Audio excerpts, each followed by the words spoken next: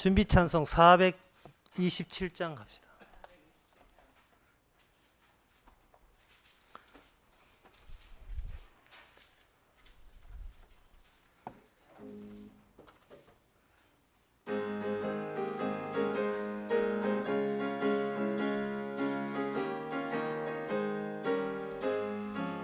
내가 매일 기쁘게 순례의 길 행함은 주의 팔이 나를 안보함이요.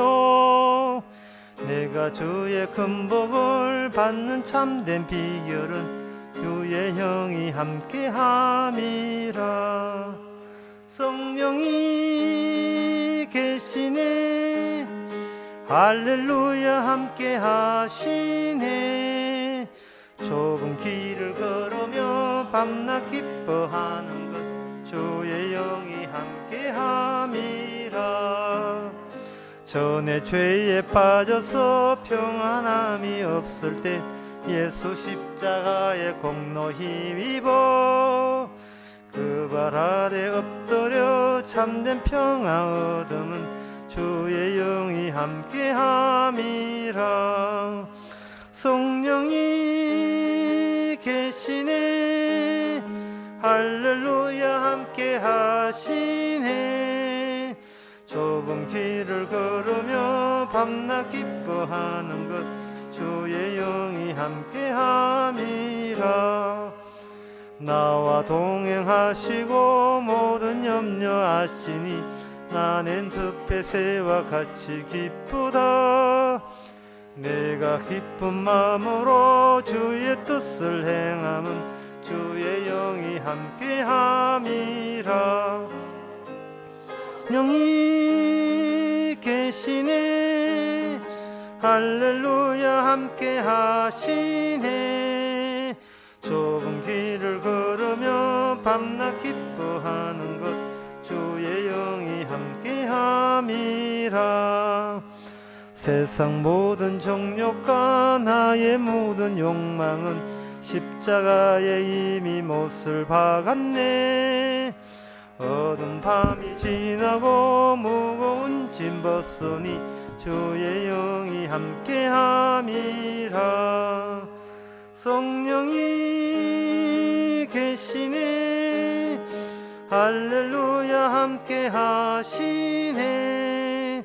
좁은 길을 걸으며 밤낮 기뻐하는 것 주의 영이 함께함이라. 4절 다시 합시다. 세상 모든 정욕과 나의 모든 욕망은 십자가에 이미 못을 박았네. 어두운 밤이 지나고 무거운 짐 벗으니 주의 영이 함께함이라. 성령이 계시네, 할렐루야 함께하시네. 좁은 길을 걸으며 밤낮 기뻐하는 것 주의 영이 함께함이라. 다 같이 묵도함으로 예배를 시작하겠습니다.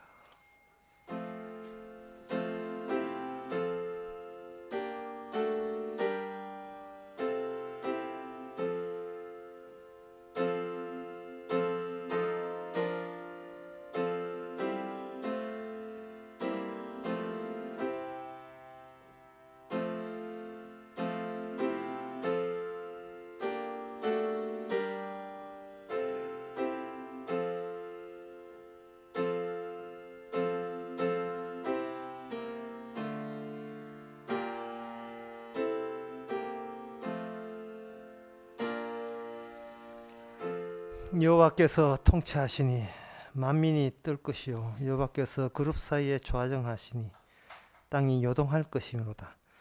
여호와께서 시온에서 광대하시고 모든 민족 위에 높으시도다. 주의 크고 두려운 이름을 찬송할지어다. 그는 거룩하시도다. 하나님의 통치와 천사들의 통치로 인하여 세상의 모든 변화가 일어나고 모든 사건과 일들이 벌어지는 것을 저희들이 느끼게 하옵소서. 그 사건 속에서 변치 않는 주님의 보호자의 일관성이 있는 그 통치력을 저희들이 이 시간 복종하게 하여 주시옵소서.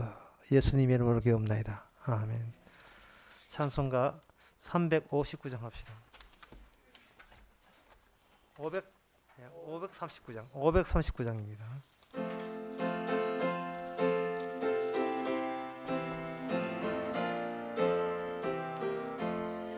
이 몸의 소망 무행가 우리 주 예수뿐일세. 우리 주 예수 밖에는 믿으리 아주 없도다. 굳건한 반석이시니 그 위에 내가 서리라.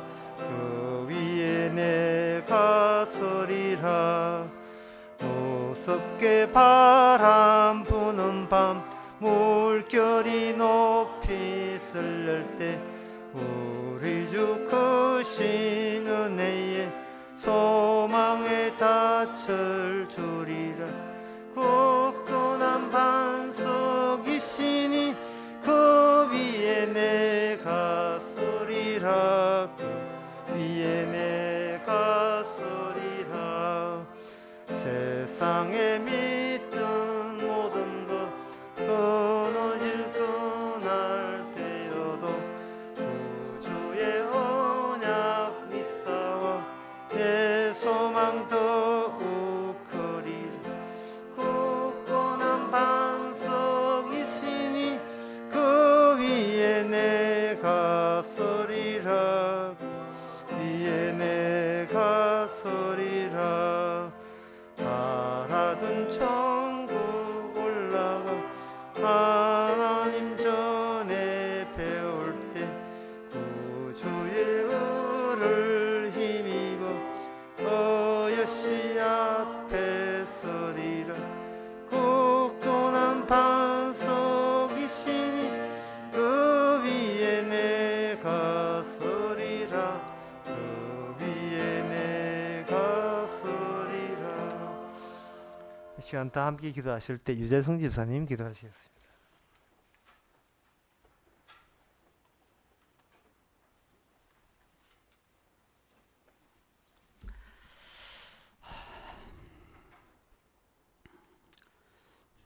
주님이 말씀으로서 천지를 창조하시고 우리 인간도 창조하였는데 나는 피조물인데도 불구하고 살아가면서 그것을 때로는 잊고 살 때가 많았습니다.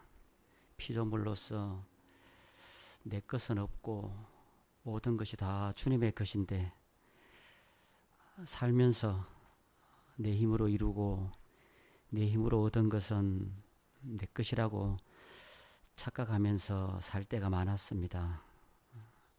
하지만 주님과 함께 또 주님과 동행하면서 살면서 주님의 인도함으로 살면서 문득문득 다시 한번 모든 것은 우리 창조주의 것이고 우리는 그의 피조물이라는 것을 다시 한 번 더 깨달을 때 우리의 삶이나 생활이 두렵고 불안한 것이 아니라 주님과 동행하면서 주님의 품 안에서 생활하는 것이 정말로 즐겁고 또 여유롭고 자유롭다는 것을 깨닫고 살아갑니다. 앞으로의 생활도 주님의 지신 십자가, 주님의 지신 십자가의 은혜가 십자가만이 자랑이 되고 십자가만으로 만족하면서 살 수 있고 또 그것이 나의 모든 것이 되는 것이 자랑이 되게 하여 주시옵소서. 앞으로의 생활도 다 주님께 맡기고 주님께서 인도하시는 대로 주님께서 사용하시는 대로 이끌려서 살아가게 도와주시옵소서. 모든 말씀 예수님 이름으로 기도드립니다. 아멘.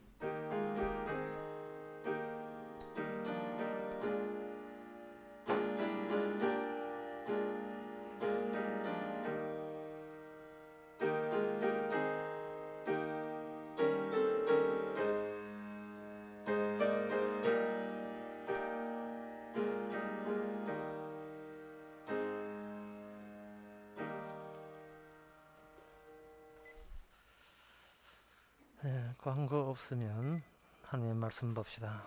하나님의 말씀은 신명기 15장 1절에서 6절입니다. 구약 성경 285페이지입니다.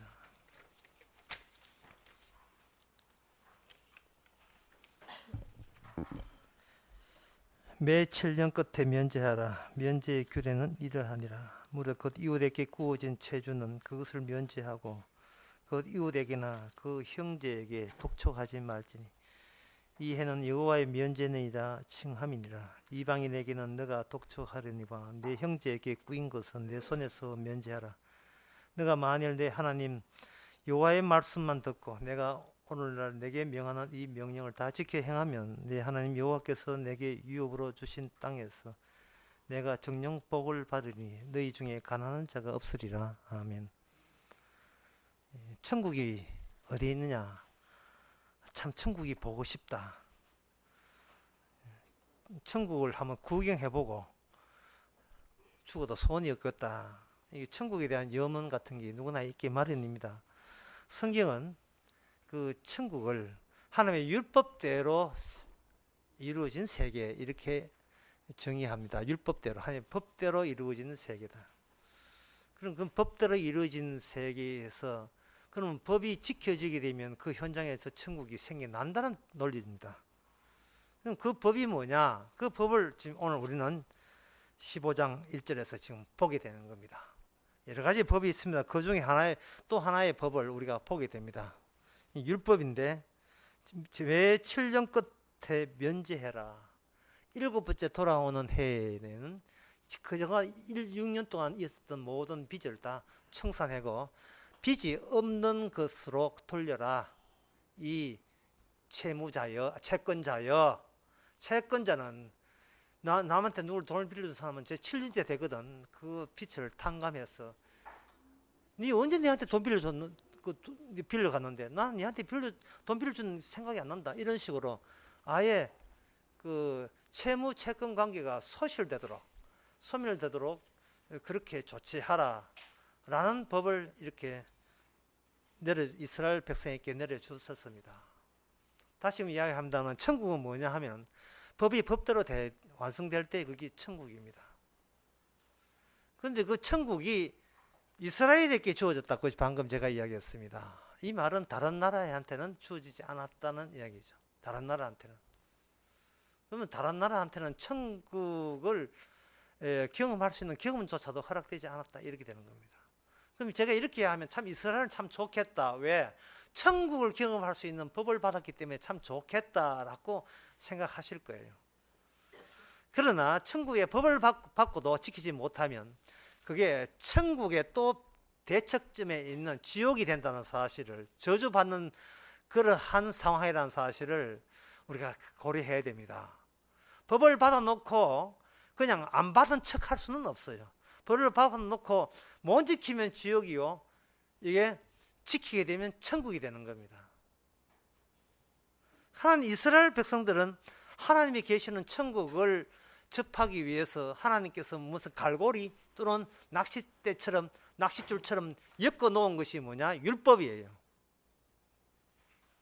그 율법에 대해서 온전함으로 다 지킴으로써 걸려들면 그들은 천국을 맛보게 되지만, 만약에 그 율법에 위반하게 되면 그 율법에 어떤 그 결과를 낳느냐 하면은, 율법대로 살지 못한, 율법을 아는 자가 율법대로 살지 못하면 호되게 저주를 받는 그 벌칙이 율법 안에 이미 내장되어 있어요. 그러니까 그런 의미에서도 이방 민족들은 일단 순통이 트입니다. 받은 적 없습니다 하고 시침이 되면 그만이 있지만, 이스라엘 사람들은 그게 그들의 미래가 되고 그들의 현실이 되는 겁니다. 지키면 복 받지만 안 지키면 저주받는다.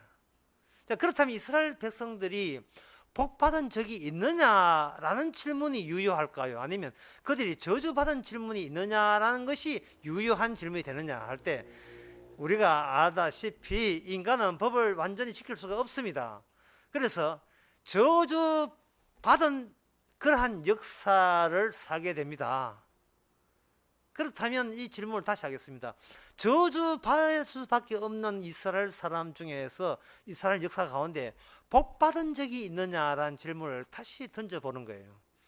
복받은 적이 있습니다. 예, 기적을 받은 적이 있습니다.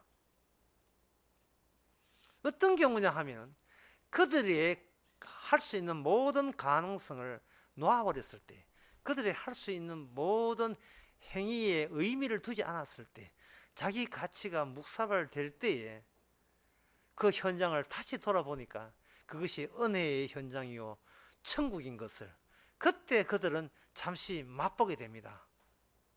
자기 자신이 아무것도 아닌 것을 깨닫는 순간, 또 쉽게 말해서 내가 참 진짜로 죄인이라서 뭐라고 궁지렁궁지렁 할 자기도 못한다는구나 하고 짧은 순간이지만 그걸 알게 되는 그 짧은 순간만큼은 주어진 모든 것이 천국에서 내려온 선물로 온 택배로 온 선물인 것을 비로소 그들은 감지하지요.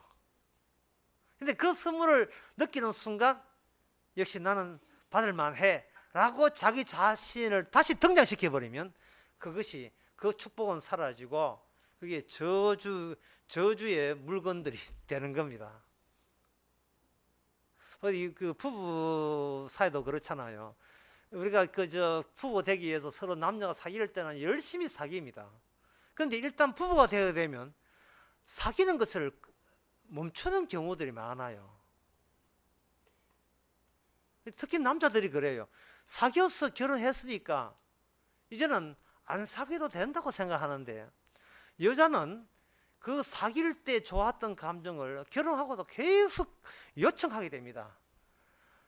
내 마음을 얻기 위해서 계속 당신은 할 수 있는 대로 노력을 하고 사귀려고 애를 써봐, 이렇게 여자들은 요청한 반면에 남자는 이미 뭐 내 거 떼는데 사귀는 왜 사귀냐, 사귀다가 다른 여자 사귀어야지 니를 왜 사귀, 이래 돼버린다고요. 이문 한 것을 올렸고 내 거 들었고. 결혼은 그게 아닙니다. 계속 사귀는 거예요. 아마 사귐의 강도를 더 정강해야 될 거예요. 그럼 남자들은 왜 했나 싶으죠. 빼도 박도 못하고 뭐 새바트 할 때는 그냥 물리는 셈으로 된 거죠. 어디 강아지하고 사귄 줄 알아요. 나 강아지가 새바트로 변한 걸 왜 사전에 미처 몰랐던 거면.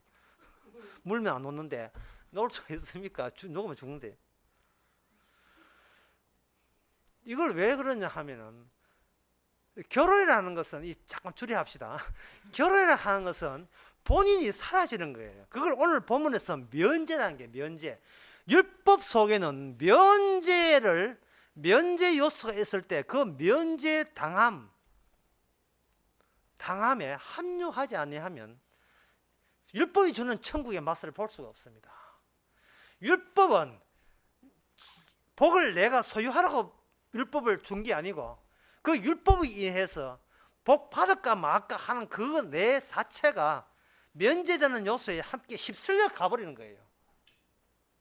니 내한테 10억 빚졌잖아, 10억 내놔 하다가 제 7번째 돌아오는 해에는 당신 내한테 그 10억 그 빚졌는데 내한테 갚을 필요 없어. 왜? 나는 없어졌으니까. 나는 없어졌으니까 내가 언제 당신 보고 돈 빌려줬어? 빌려준 적 없어. 왜? 나는 없으니까. 이게 7번째 돌아온 끝에는 면제, 이웃에게 비워준 체주는 그것을 면제해버리라 이 말. 이 말은 6년간 다 면제하는 말이고 7번째 돌아온 그 해에 빌려준 돈은 다 면제하라 그 말입니다. 몽땅 면제하는 것은 77이 49, 49년 그 다음에 오는 희년 때 다 면제해야 돼. 그때는 다 면제해야 되는데, 희년 되기 이전에 50년 되기 이전에 오는 그러한 7년째 빌려준 것은 그 해 면제해야 돼요. 그래서 돈 빌려도 6년까지 참았다 7년째 그 돈 빌려 해야 되는데, 문제는 7년째 돈 빌리려면 1년부터 6년 동안 돈 빌려 와야 되는 그 대상자매 하나이기 때문에 뭐 이리 수가 잘 안 보이지는 않습니다.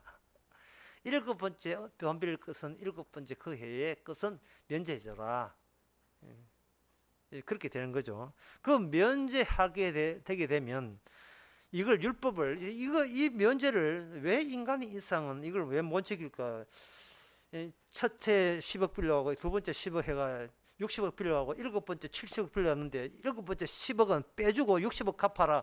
이거는 나도 지킬 수 있겠다라고 생각이 하시겠는데 그 율법을 인간들이 그렇게 지킬 수가 없습니다.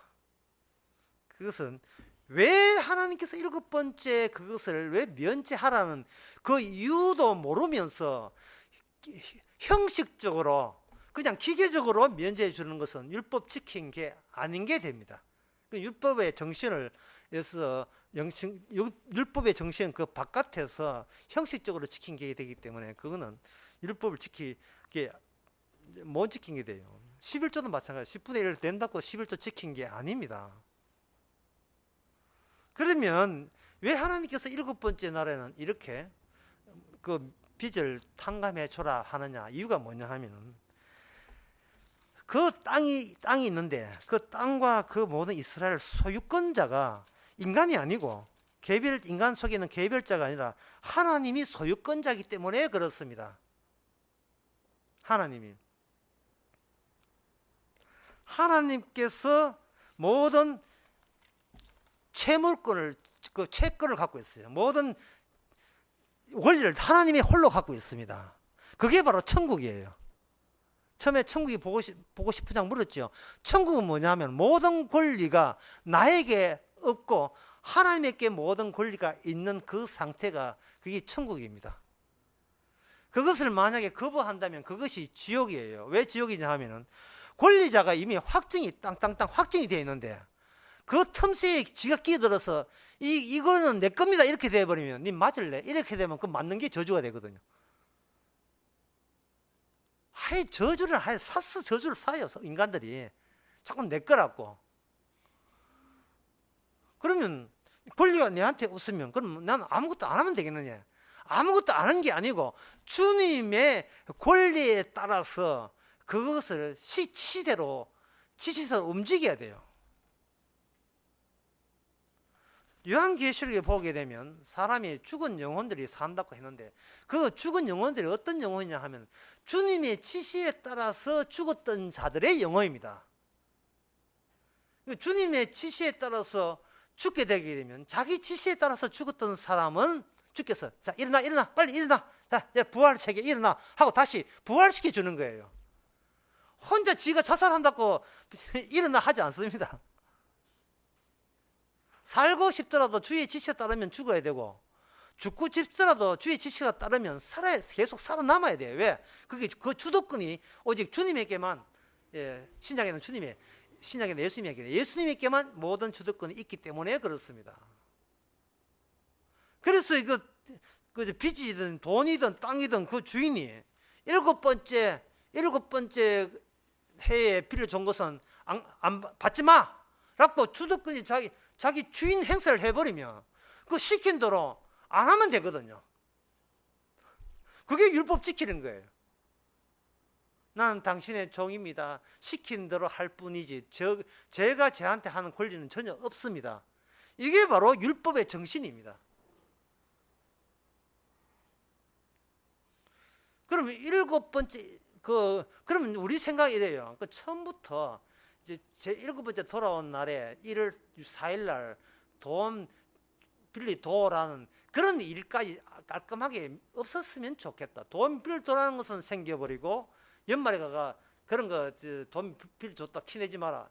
이럴 바야 차라리 처음부터 내한테 돈 빌려오는 그런 사건조차도 안 일어났으면 좋지 않겠습니까? 우리는 또 이렇게 머리 써가지고 그런 생각하거든요. 이게 중요한 거예요. 돈 빌려줬는데 안 갚아도 돼라는 말을 우리가 내한테 채무한 사람에게 돈 빌려간 사람에게 이야기함으로 말미암아 바로 그 채무 채권 관계로서 지금 주님과 나 관계가 그렇게 형성되어 있다는 것을 자인하는 셈이 되어버려요. 주님이요 오늘 또 살리는 것은 이건 주님의 권리며 주님의 권리 안에서 우리는 주님으로부터 돈 빌린 자의 입장에서 주님 앞에 예속되어 있고 종속되어 있는 삶을 삽니다.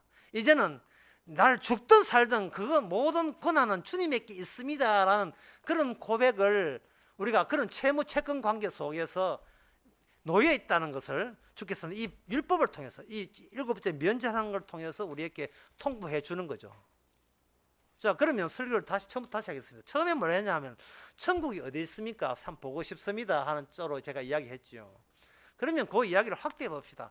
하나님은 어디에 계십니까? 하나님은 어디에 계신가? 하나님은 계시기만 하면 내가 믿고 따르겠는데 하나님이 어디에 계신지 할 수가 없네. 이렇게 생각할 수가 있습니다. 요 설명과 우리 본문이 이 관련성이 있어요. 어떻게 관련성이 있냐 하면 매 7년 끝에 면제하라 이래 있거든요. 매 7년. 여기 제목이 오늘 설교 제목이 7입니다. 숫자로 7녀가 되어 있는데 이 7이라는 것은 하나님께서 천지 창조를 7일 만에 하셨다는 그 취지가 이 만들어진 세계 속에서 조금도 없어지지 않고 달아지지도 않고 계속 반복해서 적용되고 있다는 것을 말씀해 주는 거예요. 7을 거론한다는 것은 7의 원칙 따라 네가 살았냐라고 우리에게 묻는 겁니다. 그러면 7은 창조의 원리를 숫자로 표기한 건데, 자 이제 설명이 좀 없더라도 좀 참으세요. 오해. 숫자라는 것은 반드시 숫자 헤아리는 사람에게 의미가 돌아오게 돼 있어요. 숫자라는 것이. 숫자를 나는 자식이 3명이야 하면 하나, 둘, 셋. 헤아린다는 것은 헤아린다는 것은 그 헤아림을 당하는 자식에게 어떤 권리가 있는 자가 바로 내가 헤아리는 권리를 가졌다고 지금 주장하고 있는 거예요. 우리 애가 3명입니다 라고 했을 때 애가 3명이 있습니다 하는 것은 보통 누가 이야기하느냐 하면 부모된 자가 내 애가 3명이라고 이야기하는 거예요. 내 애가 3명이다 또 4명이다 숫자를 헤아리죠. 만약에 그 사람의 부모도 아닌데 아이고 요거 5명의 애가 요래 있다 이래 돼 버리면 지나간 사람이 혹시 5명의 애가 혹시 아직 애의 부모 되십니까? 이렇게 물어볼 수가 있어요. 평소에 철이 철수 이렇게 이름을 불러줄 수도 있지만 숫자로 해야 된다는 것은 그걸 통합해서 나에게 속한 이 부분으로서의 통합적으로 숫자를 해야 되는 겁니다. 이름이 철수가 있고 철순이 있지만 이름 빼고 숫자로 아이고 내 새끼 셋이라고 하는 것은 그렇게 헤아리는 나만 통합적으로 하나가 된다는 뜻이에요. 쉽게 말해서 숫자를 헤아린다는 것은 숫자 당한 너희들은 너 고유의 어떤 권리가 없다는 것을 언급하는 겁니다. 그러면 내가 여기 있다는 것도 사실은 이건 잘못된 말이에요. 내가 여기 있는 것이 아니고 누구로부터 숫자일 수밖에 없는 내가 여기 있는 거예요. 그렇다면 우리는 주님 앞에 숫자로 헤아림을 당할 입장에 있고 그런 위치에 있는 겁니다.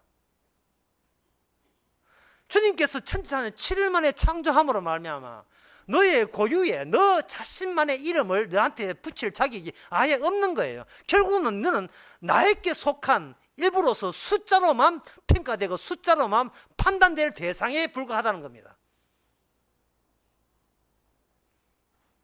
그래서 숫자로 판단되는 그 모든 사람은 일괄적으로 움직여요. 일괄적으로 12지파 12라는 숫자는 하나님이 야곱 언약에 내려준 그 표현 방법이거든요. 12 곱하기 12 곱하기 1000 이게 14만 4천입니다.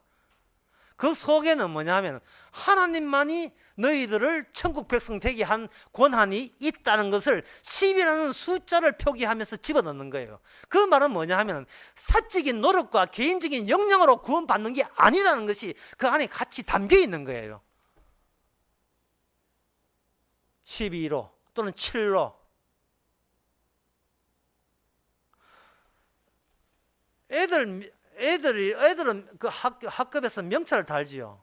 그러나 교도소 가게 되면 명찰 다른 게 아니고 숫자로 채워집니다. 이 말은 너는 여기 너희들이 있든 너희들 에서 나오던 그 고난은 당신에게 있지 않다는 거예요. 우리가 숫자를 호명할 때 그 숫자에 의해서 당신은 이제는 밖에 나갈 수 있고 들어올 수 있고 이 말이에요. 이 바닥에 들어와서는 이름은 없고 숫자로만 이해야 되는 겁니다. 3211678339 내 군번이거든.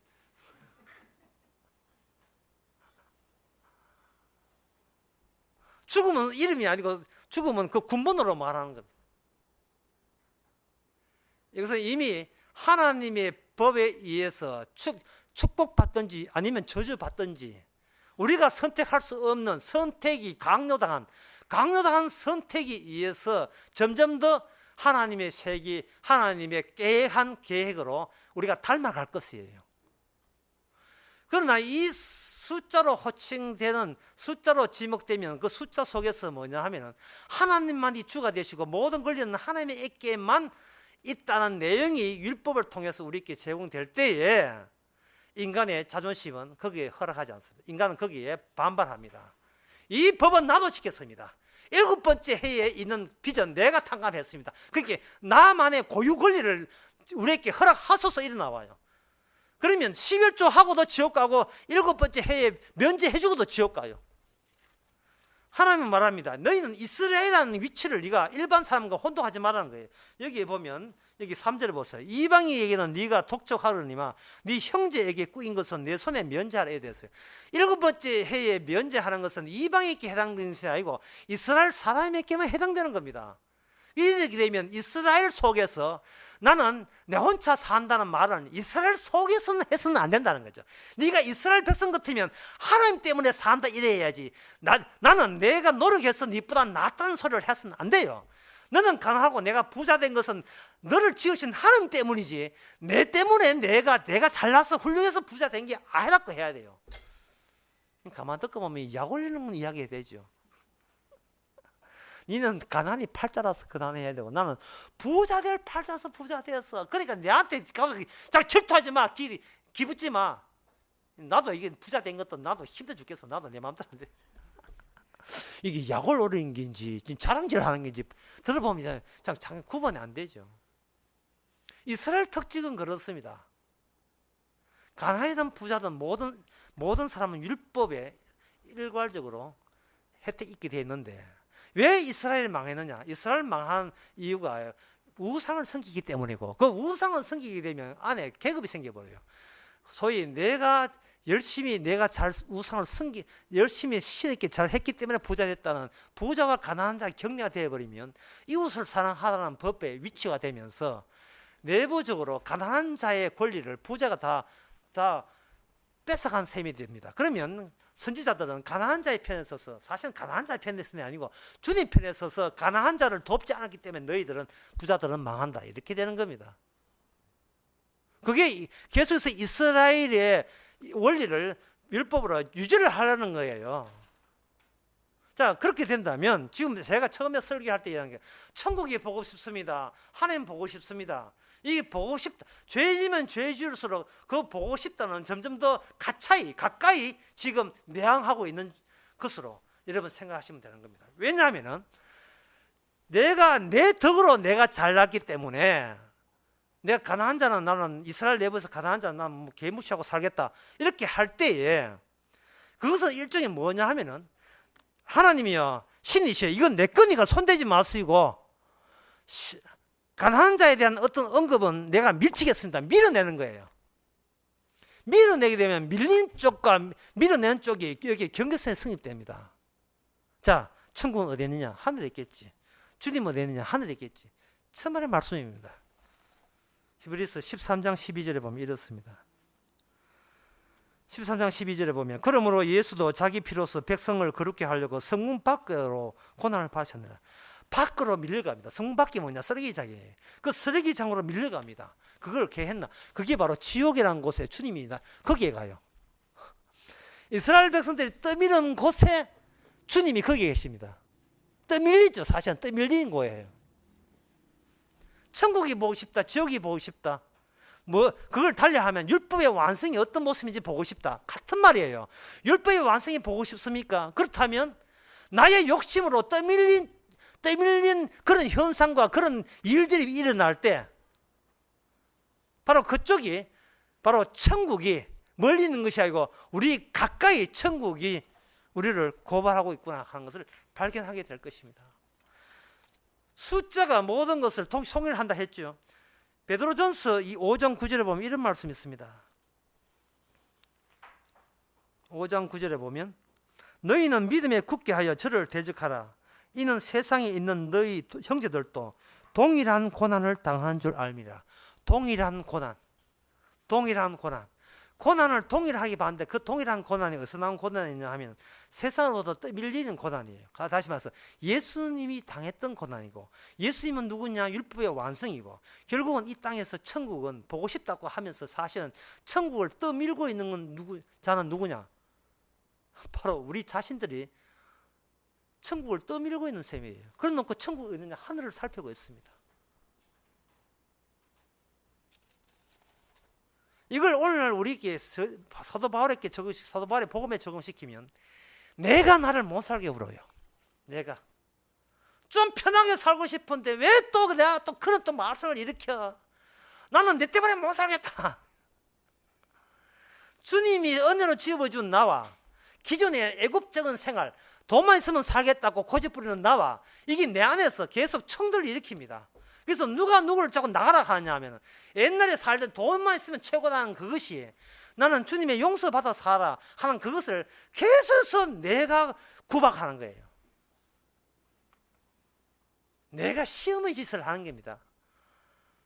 아무것도 순진무구한 주님 쪽에서 밀어준 그 내 모습을 힘만 의지하고자 하는 육적인 욕심을 가진 내가 나를 구박하는 거예요. 내 안에 또 내가 있으니 이런 로마서 7장의 내용이 바로 지금 성도의 마음을 구성하고 있습니다.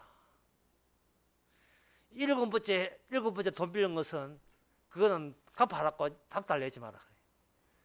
그러면 그 돈 또 내가 얼마나 애써서 버린 돈인데 그걸 갚지 마라 하면 나만 손해게 이게 또 내한테 또 소리가 나와요. 지킬까 해야 돼요. 천사냐 악마냐 이게 내 속에서 계속해서 둘이 싸우고 있는 겁니다. 그게 내 돈인데 아니 하지 말라는데 그러면 형식적으로 7년째 탕감해준다 해놓고 다음 해에 그때 탕감한 거 반만 돌리도 이렇게 나올까? 뭐 온갖 생각을 다 하고 내가 또 이걸 갚아라 하지 않으면 주께서 또 30배, 60배, 100배 또 갚아준다니까 또 역시 돈 있어야 산다는 내 본성에 맞도록 또 30배 더 채워줄 수도 있지. 또 혼자 기하는데 주님께서는 뭐냐 하면 바로 그 같은 꼼수 때문에 주께서는 십자가를 영문 밖에 나가서 줬어요. 아무도 이해하지 못하는 그들이 싫어하는 쓰레기통에서 주께서는 거기서 고난을 받았고 네가 그 고난의 자리에 와야 비로소 주의 재림이 보인다. 하늘이 보인다. 아까 히브리서 13장이면 거기서 오직 장차 올 것을 찾나니 이로써 우리의 예수 그리스도를 말미암아 항상 찬미의 제사를 드립니다. 이렇게 했어요. 이제 말씀을 맺고자 합니다. 천국 가는 길 몹시 기대되지만 막상 이미 우리와 함께 있어요. 이미 우리와 함께 있는데 우리가 너무 세상에 독하게 집착하다 보니까 천국이 각각 숨이 다 막힐 것 같아요. 천국이. 길가에 민들레가 아름답지요. 그 민들레 꺾어가지고 집에 놔두면 집안 식구들이 싫어합니다. 그거 뭐 가만 놔두지 왜 꺾어 맞느냐. 또 어떤 사람이 민들레 말만 가는 길에 난 민들레가 참 좋아 이렇게 하니까 그 다음에 뭐 자기한테 프로포즈 하면서 민들레만 이만 꺾어 오게 되면 누가 민들레 달라 했어요. 돈 달라 했는데 그것도 모르고 눈치도 없이 민들레만 꺾어 오면 어디 민들레 먹고 살까. 저는 그 남자들이 여자한테 프로포즈하면 장미 끊는데 난 진짜 싫어요. 장미 그거 하지 말고 장미 백송이 돈이 얼마인데 돈으로 주면 좋지 그걸 장미를 왜 걸 겁니까? 돈은 시들지 않습니다. 좀 좋은 소리 좀 받아 적어요. 그러나 장미는 시들어 버립니다. 현타는 오래 가지만 장미는 곧장 가요. 우리의 육은 죽을 때까지 천국을 싫어할 거예요. 미워할 거예요. 그런데 끈질긴 주님께서 계속 천국을 들이댈 겁니다. 네가 가야 될 세계는 네한테 핍박받은 그런 모습으로 다가온 예수님과 네가 영원히 살 거야. 왜? 너는 숫자니까. 기도하겠습니다. 하나님의 아버지, 지킬 수 없는 율법 하나님 대신 지켰다는 소식을 품에 안고 계속 끈질기게 우리에게 다가오니 우리들이 몸둘 바를 모르겠습니다. 돈만 있으면 산다는 우리 앞에 말씀으로 산다는 주님과 대결할 때에 주님을 핍박하지 않게 하고 오히려 참미케 하옵소서. 예수님의 이름으로 기도합나이다. 아멘. 찬송가 384장 합시다.